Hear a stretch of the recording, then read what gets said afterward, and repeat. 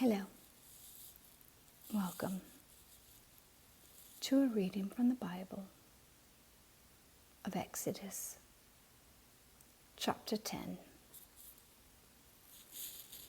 Then the Lord said to Moses, "Go to Pharaoh, for I have hardened his heart and the hearts of his officials, so that I may perform these signs of mine among them, that you may tell your children and grandchildren how I dealt harshly with the Egyptians, and how I performed my signs among them, and that you may know that I am the Lord."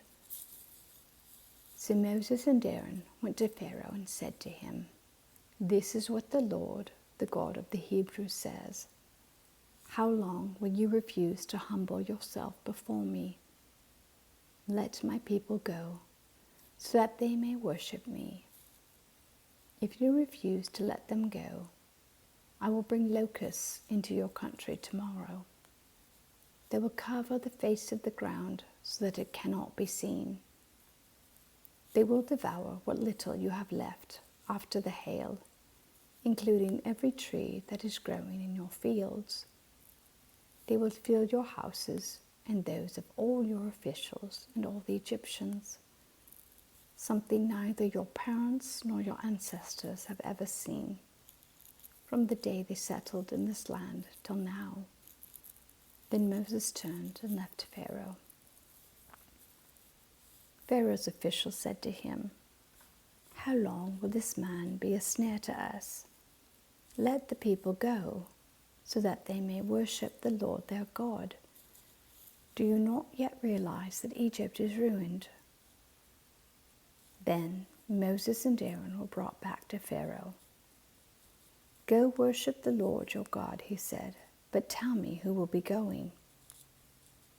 Moses answered, "We will go with our young and our old, with our sons and our daughters, and with our flocks and herds, because we are to celebrate a festival to the Lord."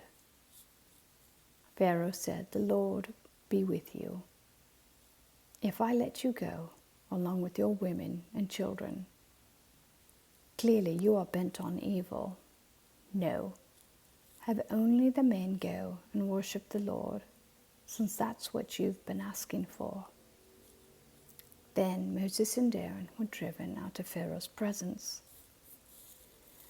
And the Lord said to Moses, "Stretch out your hand over Egypt, so that locusts swarm over the land and devour everything growing in the fields, everything left by the hail."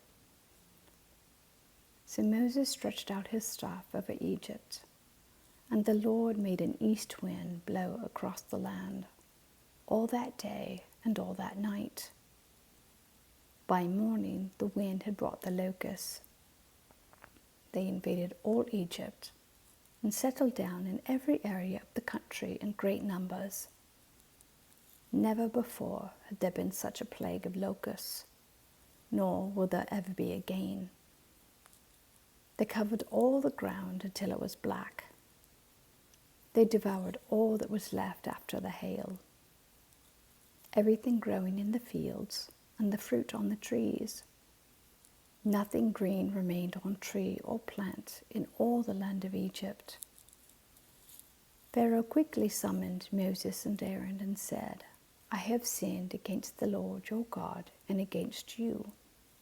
Now forgive my sin once more, and pray to the Lord your God to take this deadly plague away from me."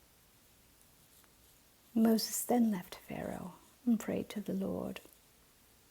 And the Lord changed the wind to a very strong west wind, which caught up the locusts and carried them into the Red Sea. Not a locust was left anywhere in Egypt. But the Lord hardened Pharaoh's heart, and he would not let the Israelites go.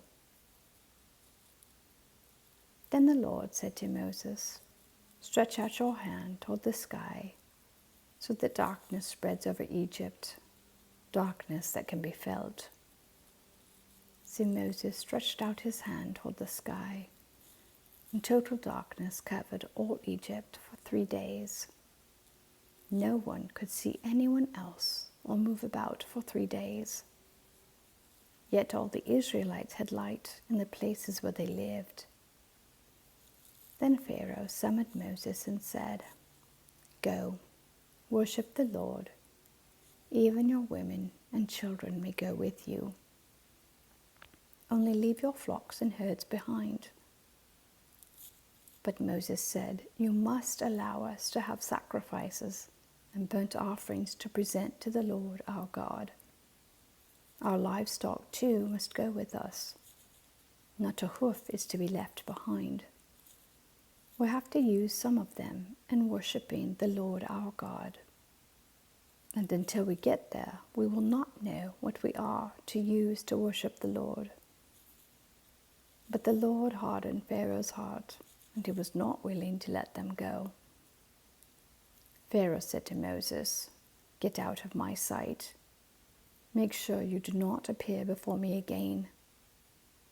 The day you see my face, you will die." "Just as you say," Moses replied. "I will never appear before you again." Amen. Thank you for listening.